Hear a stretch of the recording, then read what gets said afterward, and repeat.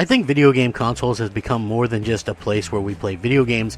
Obviously, these are central hubs to our entire lifestyles. And with that being said, developers are now coming out and talking more about not only how these video games are going to impact this next generation, but impact our lifestyles, and how those lifestyle changes and those lifestyle impacts could actually help drive one console sales over the other, or give an advantage to one over the other. And I feel like that's something that's very critically important. Even going back to the PlayStation 2 days, a lot of people bought a PlayStation 2 simply because it was a DVD player. It helped put an end to the Dreamcast. Unfortunately, you can even look at the PlayStation 3. That was a Blu-ray player, the cheapest Blu-ray player. And even though the PlayStation 3 did fall behind early, they really helped win the format wars over the HD DVD that Xbox was supporting. So this is going to be a very enlightening video. Developers dropping some megatons, in my opinion, about the PlayStation 5. Let's get into it. What's up, everybody? Crapgamer here with Crapgamer Reviews, back with another video. Thank you so much for checking it out. I appreciate it. Please like, share, subscribe. I would appreciate that as well. It really helps out the channel, and it means a lot to me personally. Shout out to all the old subscribers, new subscribers, everybody in between. You guys are simply fantastic and amazing, and it means the world to me that you guys check out the content. The easiest way is just to like it, hit that bell so you're notified of everything as soon as it drops. This is unscripted, and I am Crapgamer Reviews. Hopefully that passion comes out, that you see that I enjoy talking about this stuff, and you guys keep coming back. I do content every single day, so keep that in mind as well. So, obviously, PlayStation 5, Xbox Series X, these things are going to be expensive consoles. How expensive? I don't know. But a good bet is $500 plus tax. So if you're looking to get both of them, you're looking at probably $1,100. That's before you get any kind of games or extra controllers or whatever. It's going to be very interesting to see how this all plays out. But we do know that, probably most people are going to buy only one or the other at launch, given the fact that you can only play one at a time. And, there's kind of lackluster launch lineups. And not only that, but there's a lot of give and take. If you have an Xbox One or an Xbox One X, literally there's no reason for you to upgrade anytime soon to the Series X, due to the fact that everything is still playable on the Xbox One and the Xbox One S and the X and the SAD. Even that launch Xbox One from 2013 is going to play Halo Infinite. Think about that. But anyway, Sony is going about things completely different, and a lot of people like that way, including myself. But when it comes to what we're going to be doing next generation, I think a lot of us have a different idea about what we expect and what we want. And according to some of these developers like this one, which of course I'll link this interview in the description and you guys can check it out. If you're new to the channel, keep this in mind. I literally link every single article, every single interview, every single news piece in the description below. If it's an opinion piece from me, well, there's no need to link that since it's strictly opinion. If it is a leak or a rumor, I will link that if possible, because a lot of those are on the big sites now. But if it's something somebody told me in confidence, obviously I can't link that, so so I won't be able to do that. But I'll tell you to take it with a grain of salt. So any kind of leak or rumor, you need to take with a grain of salt until it gets confirmed. You won't believe the amount of things that have come across that were leaked or whatever, and I didn't say anything, and they ended up changing last minute or whatever. That happens. So take everything with a grain of salt until they're actually announced. So yeah, with that being said, there was an interview with a game director, and he was talking about the next generation and how he highlighted how an important aspect of both is the overall user experience. He says, and we're sure the technology of both systems, he's talking about the Xbox Series X and PS5, has its pros and cons. But we're looking forward to the most is that these consoles bring to the user experience to the end. Not only in terms of the games themselves, but also the services that are attached to these games. Sure, we can make fully seamless games with a faster solid-state drive and richer graphics with a better core processor, and to be honest, we're very excited to develop for both. But at the end of the day, it's the end-user experience that matters. We want to see how these systems would integrate with the lifestyle and interests of users outside of the game. In the field of music, it's important for us to not only see the audio tech, but also how these systems utilize the metaverse of cultures in the ecosystem. How will these systems understand the user, how it integrates with music libraries, online communities, etc., creating a crafted experience that would seamlessly touch upon the user's area of relevance. And certain points would be wonderful in a next-gen sort of way.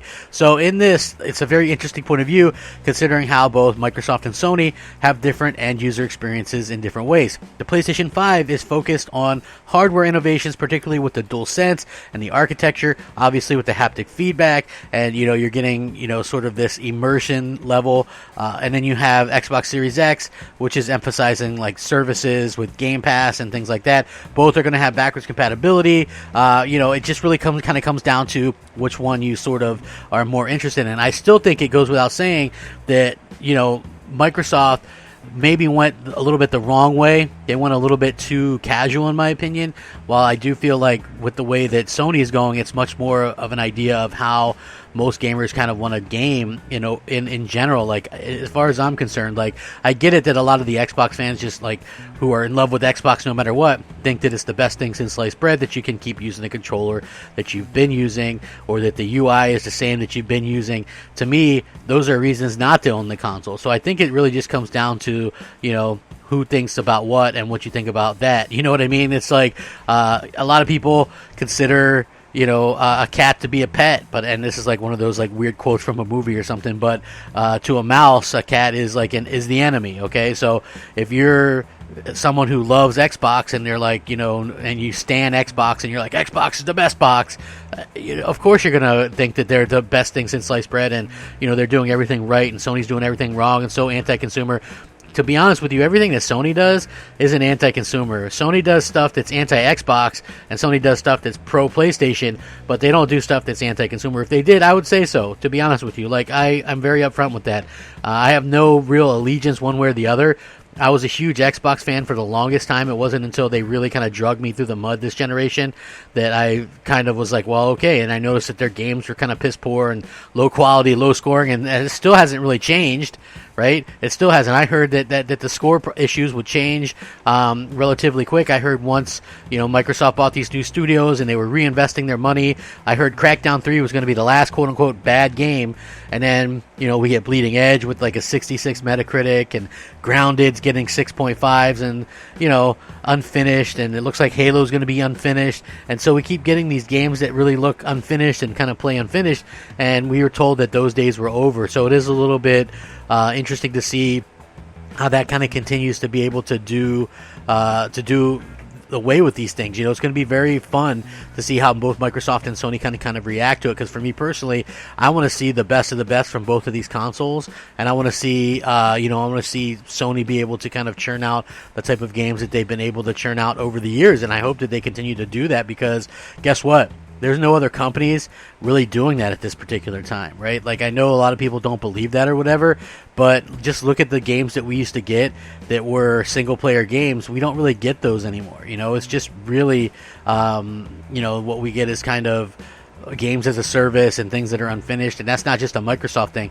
That's a third-party thing as well. I think one of the reasons why we don't get, the games that we used to get is because they can't be ever-living games. It's super rare to get something like, you just think about it this way, okay? That Star Wars Fallen Jedi Order on, from EA is like one of the few single-player games that they released this generation, okay? Microsoft rarely release anything single player. An entire generation is like, everything has some kind of co-op or something. I think Quantum Break might be one of the big AAAs that had no multiplayer, no nothing in terms of online integration, and you can see they're kind of getting away from that, with stuff they release. Even Halo is going to be games as a service. Forza Motorsport games as a service. So we keep seeing that become a trend, and it looks bad, in my opinion, whereas Sony, it seemed to be the only company now.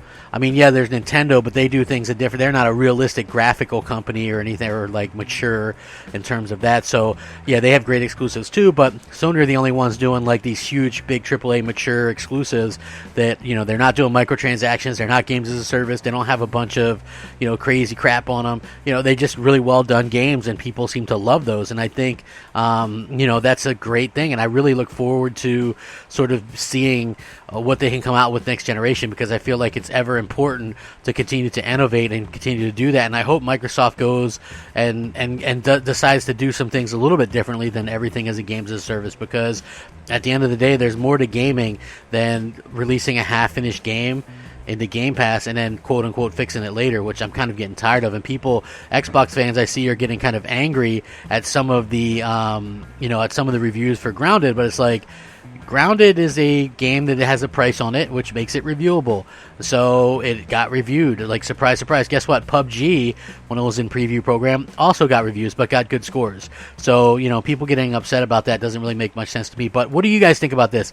User experiences. Do you prefer the way Microsoft is doing things, or do you prefer the way Xbox is doing things? How do you think it's going to all shake out at the end of the generation? Let me know down below. Sound off, rate, comment, subscribe. As always, thank you very much for your time. Thank you for spending time watching one of my videos. I hope you guys all stay safe, happy, and healthy. You know, you guys have been showing tremendous support for the channel, and I appreciate that. Rack 'em up.